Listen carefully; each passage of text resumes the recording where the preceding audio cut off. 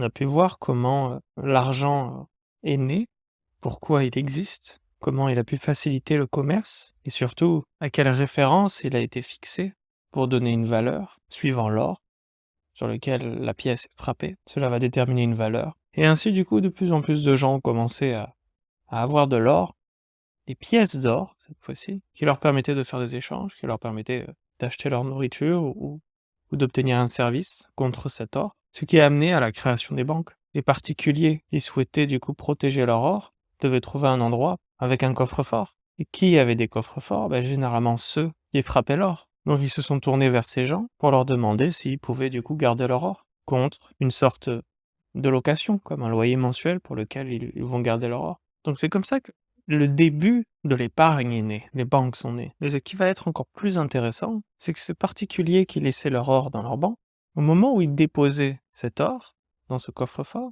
la personne qui avait ce coffre-fort leur faisait un reçu, leur indiquant combien d'or ils avaient dans ce coffre-fort. Il se trouve que ce reçu, ce papier du coup, est devenu petit à petit une monnaie d'échange aussi officielle.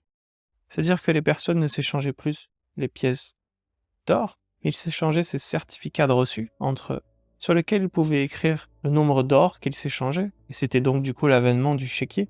Au final, on écrivait le nombre d'or que l'on avait en banque, et les gens s'échangeaient parce que c'était encore plus facile. On n'avait même plus besoin de transporter autant de pièces d'or.